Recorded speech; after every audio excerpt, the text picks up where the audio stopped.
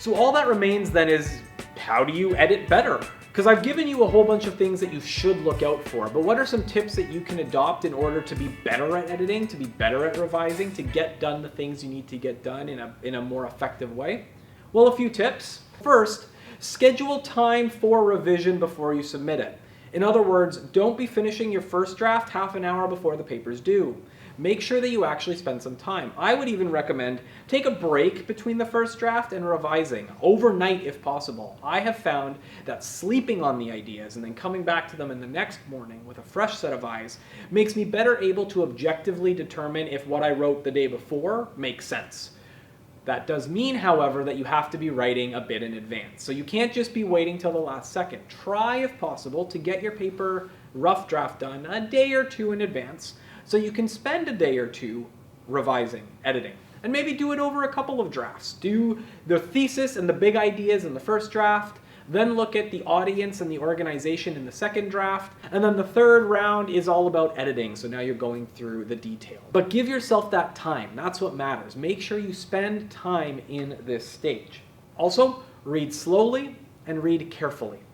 And with that, read out loud. The danger of editing and revising is that we know what we mean, and oftentimes our brains fill in the gaps for us. So if you sit there with your paper just going like,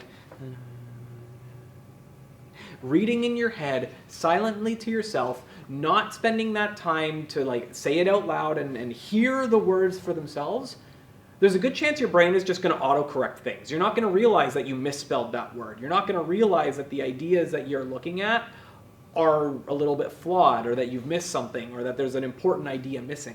But when you read things out loud, when you say them to yourself, and when you slow down and really pay attention to the wording, you're going to be far more likely to hear the errors.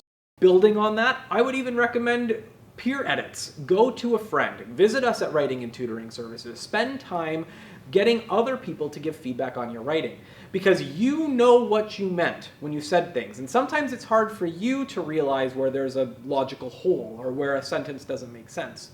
But a friend of yours who doesn't know what you were thinking might read that sentence and right away say, I don't know what that means. So take advantage of the fact that you have people in your life, family, friends, a writing department at Tyndale that can help you go through your papers and catch these things you might not catch for yourself. The only warning I would give you about that, though, is make sure that you're giving the right kind of help, because there is what we would call the plagiarism kind of help. This is where somebody reads your paper and changes everything for you. They tell you how to rephrase that sentence. They fix the argumentations. They fix your citations. They rewrite your paragraphs, your sentences, your entire sections.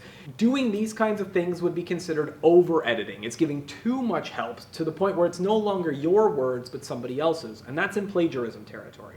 So if you are going to receive help, make sure that it's the good kind of help. Have the person reading your writing ask clarifying questions, maybe a little in red pen, or they're sitting next to you and they say, what did you mean by this sentence?